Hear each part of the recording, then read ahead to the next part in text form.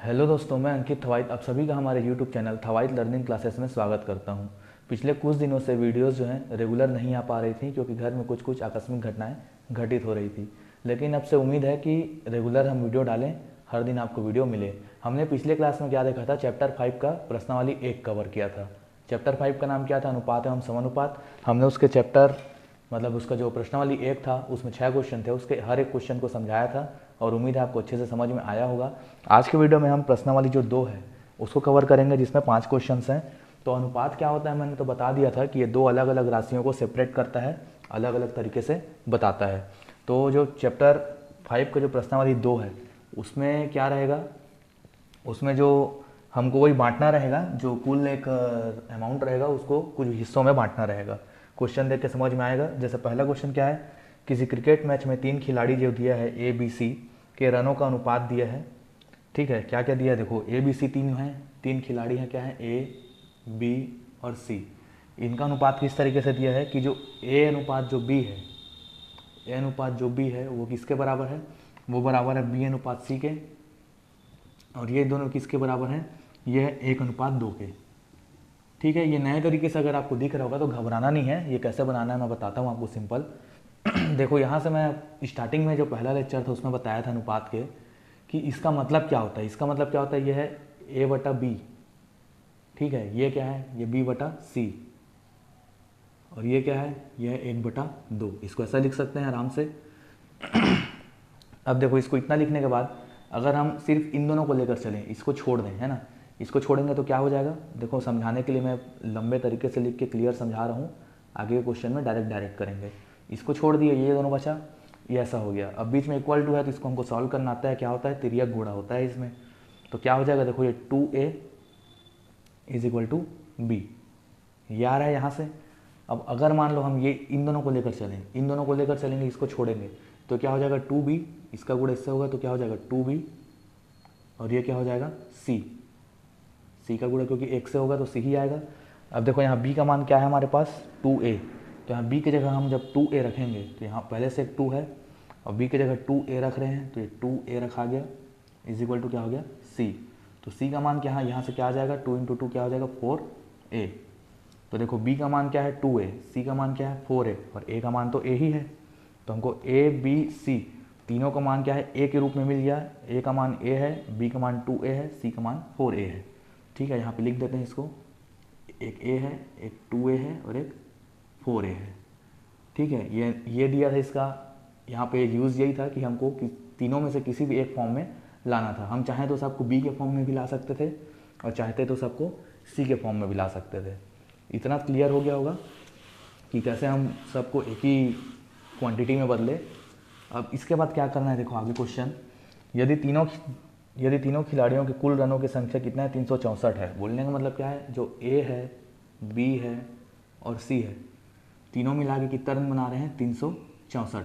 तो हमको बताना यह है कि इन लोग इंडिविजुअली मतलब एक एक बंदा मतलब ए बी सी इन लोग कितना रन बनाए। तो देखो इसको करने के लिए, हल करने के लिए क्या करेंगे, देखो ए के जगह ए रखेंगे, बी के जगह 2a और सी के जगह 4a। ये कहाँ से आया, समझ में आ गया है। तो ये a हो जाएगा, ये 2a हो जाएगा और ये 4a हो जाएगा। इतना इज इक्वल टू कितना दिया है 364। अब इसको सॉल्व करते हैं। देखो 4 और 2 6 और 1 कितना हो जाएगा 7, तो 7a हो जाएगा इज इक्वल टू कितना है 364। तो a इज इक्वल टू क्या हो जाएगा 364/7। इसको सॉल्व करेंगे, देखो 7 एकम 7 5 6 35 होता है, तो 35 चला जाएगा, यहाँ 36 था तो एक बचा है, एक यहाँ आ जाएगा और 7 दूनी कितना होता है 14। तो a का हमको कितना मिल गया मान 52। अब देखो a का मान जबकि हमको मिल गया है तो हमको ये समझ में आ रहा है, देखो a इज इक्वल टू कितना आ गया 52। तो b इज इक्वल टू क्या था, b is equal to 2a था। यदि b का मान कितना था 2a, तो 2 और a की जगह कितना है 52, इसको सॉल्व करेंगे तो कितना आ जाएगा ये 104। और c की जगह क्या रखेंगे, c की जगह क्या था 4a, मतलब 4 × 52। अब इसको सॉल्व करेंगे तो कितना आएगा 208, है ना। 50 चौक 200 होता है, 2 चौक 8 होता है, तो 208। तो a कितना रन बनाया 52, b कितना बनाया 104 और c कितना बनाया 208। ये हमारा क्या हो जाएगा तीनों आंसर।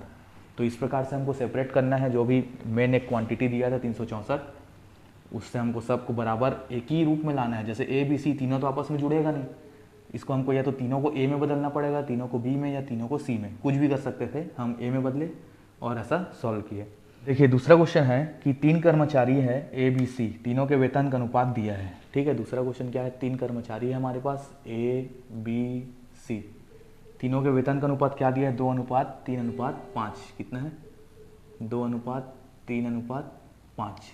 ठीक है, यदि उनके वेतन में क्रमशः कितना 15%, 10% और 20%, क्रमशः मतलब ए के में 15, बी के में 10, सी के में 20, है ना, 15, 10, 20, तो 15%, 10% और 20%, इतना का बढ़ोतरी हो रहा है एक एक के सैलरी में। तो इनका सैलरी क्या निकालना है हमको, तो उनके वेतन का क्या है अनुपात, क्या होगा ये निकालना है। देखो परसेंट में दे दिया है, तो परसेंट में दिया तो हमको ये आज़ादी है कि हम इसको परसेंट में 100 का गुणा करने पर आता है, ये तो हम जान रहे हैं परसेंट का। हम इसको क्या लेकर चलेंगे, मान लेते हैं इसको, ये अनुपात है, मतलब क्या है, अगर इसका 2 है, इसका 3 है, इसका 5 है, मतलब इसको अगर हम किसी संख्या से गुणा करें तो ऐसे संख्या से गुणा करना है कि कटाने पर इतना वापस मिल जाए। तो हम इसको 10 से गुणा कर देते हैं, मान लेते हैं इसका 20 है, ठीक है, इसका 30 हो गया और इसका 50 हो गया, 20, 30, 50, इतना उन लोग का सैलरी है। इसको 20 रुपये मिलता है मान लो, इसको 30 रुपये मिलता है मान लो, और इसको 50 रुपये मिलता है मान लो। अब पहले में देखो 15% बढ़ रहा है, मतलब जितना है उतना तो रहेगा ही, जैसे ए का लेकर चलते हैं पहले। ठीक है, तो ए को कितना रुपये मिल रहा है, 20 रुपये।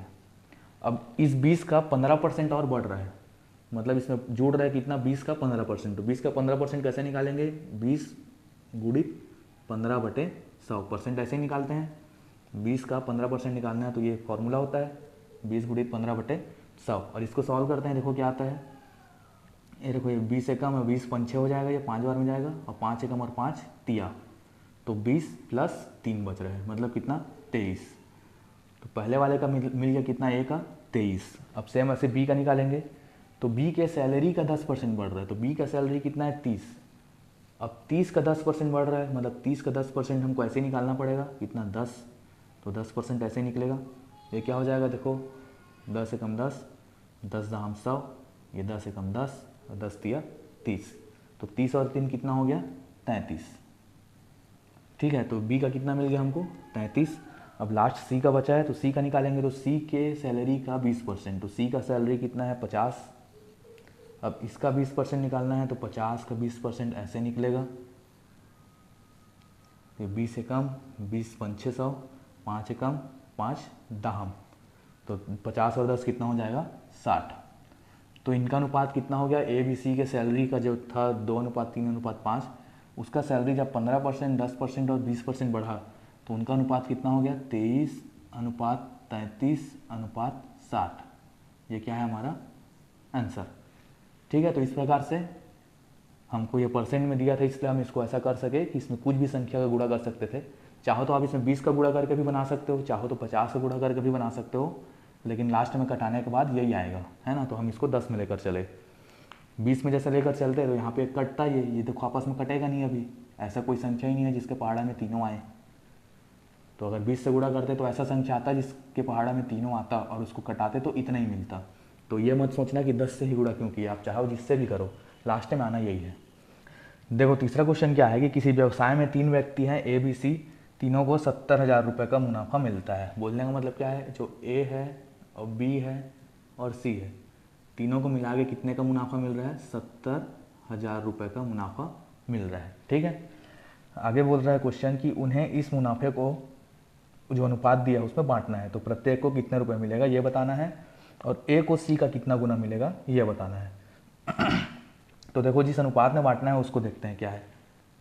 ए अनुपात बी दिया है इज इक्वल टू क्या दिया है, 4:2, 4:2, और एक दिया है बी अनुपात सी, इसका इज इक्वल टू कितना दिया है, 10:5।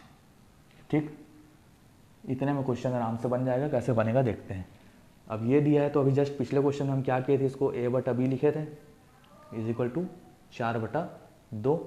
अब इसको सॉल्व करो, देखो a का गुणा 2 से होगा तो कितना हो जाएगा 2a, और इसका गुणा इससे होगा तो कितना हो जाएगा 4b हो जाएगा। अब देखो इधर 2 है इधर 4 है, तो इधर से हम इसको 2 में घटा सकते हैं, 2 में जैसे ही घटाएंगे तो क्या बचेगा, a = 2b। ठीक है, इसका मतलब क्या है, a को जो है b के दुगना पैसा मिल रहा है। यहाँ से ये क्लियर समझ में आ रहा है। अगला लाइन में देखो क्या समझ में आता है, b/c = क्या है, 10/5। देखो इसको भी 5 में काट सकते हैं, चाहे तो अगले में काट देंगे, ये क्या हो जाएगा 5b = 10c। अब दोनों में देखो 5 से कट जाएगा, ये 5 से कटेगा तो एक बार में कटेगा और ये 2 बार में कटेगा, तो b = कितना हो गया 2c। इसका मतलब क्या है, b को जो है c का दुगना पैसा मिल रहा है।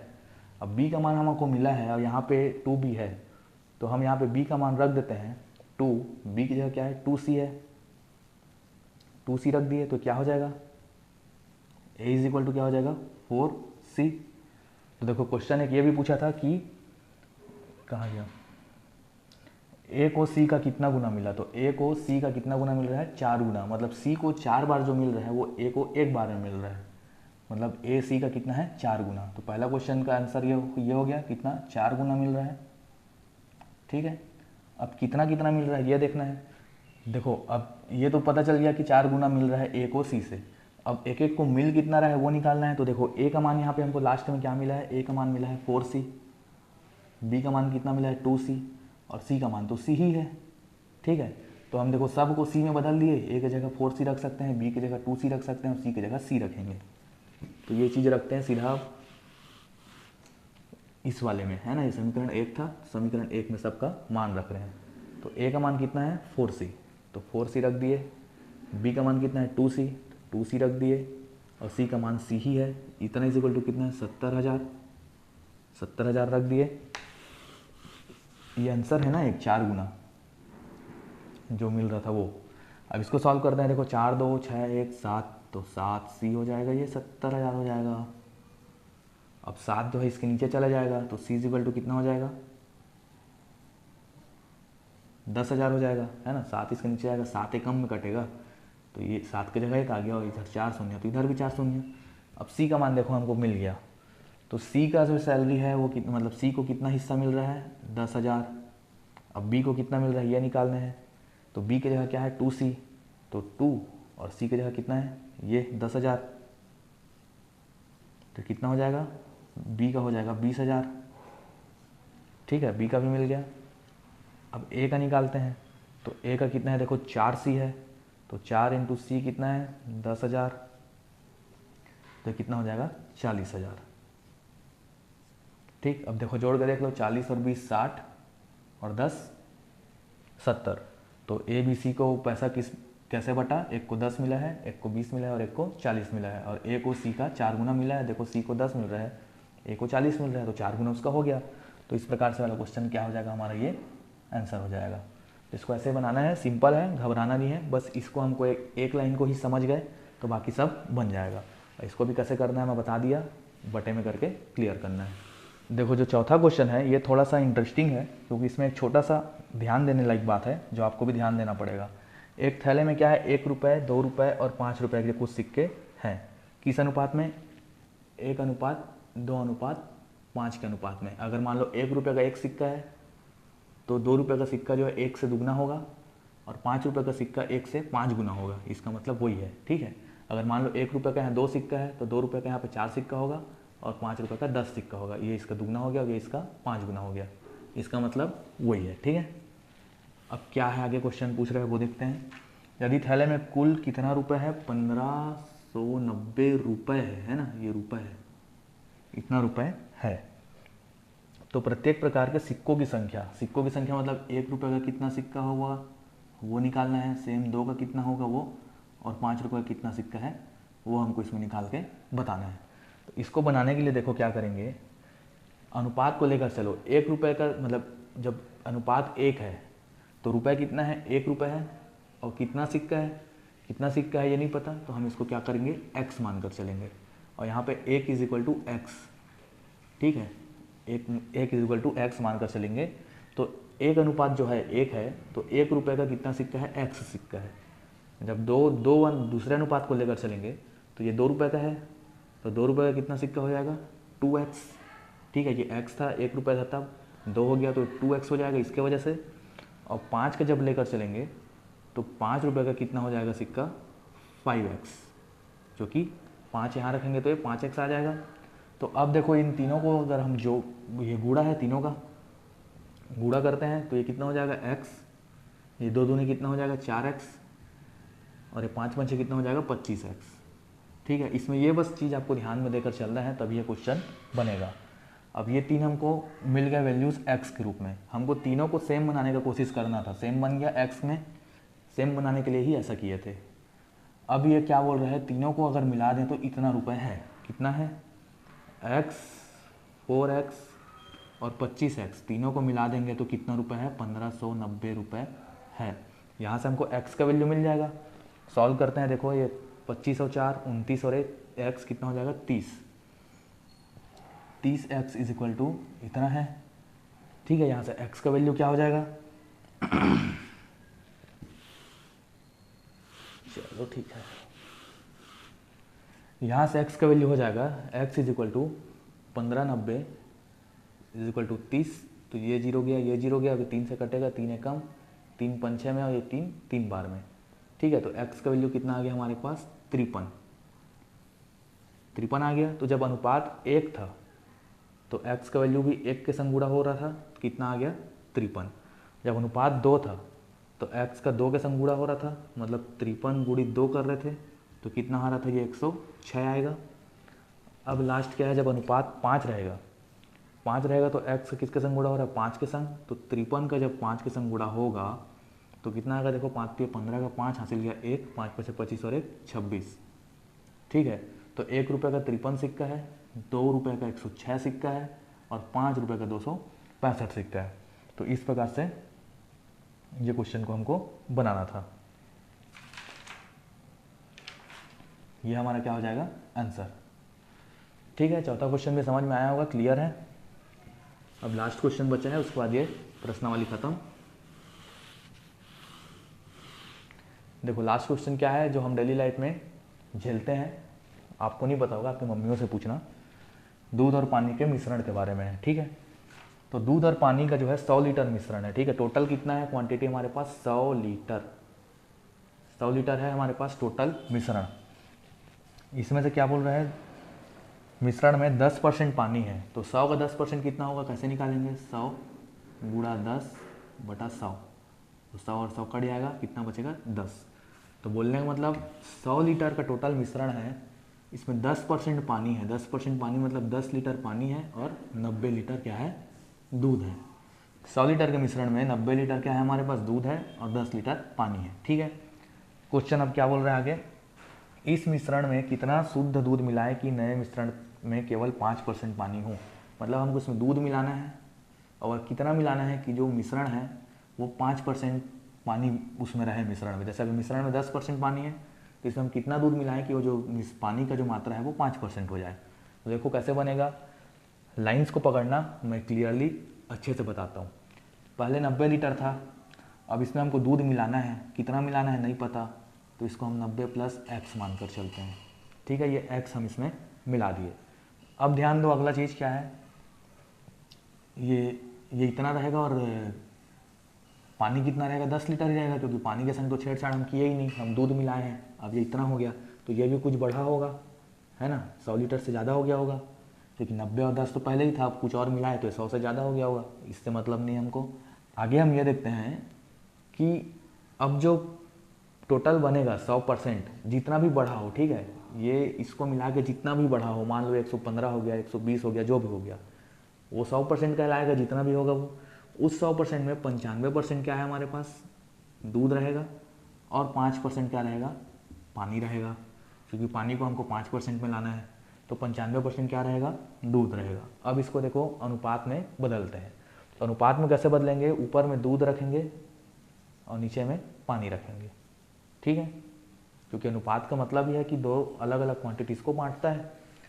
तो इस वाले में देखो, इस वाले में कितना है दूध इसमें कितना है 90 प्लस x और पानी कितना है 10। ठीक है, अब इस वाले में देखो दूध कितना है 95 है और पानी कितना है 5। अब इसको सॉल्व करते हैं, ये देखो 5 से कटेगा, 5 से कम और 5 19 बार में जाएगा। अब 10 का गुणा 19 से होगा तो कितना हो जाएगा 90 90 प्लस एक्स और 10 और 19 कितना हो जाएगा 190।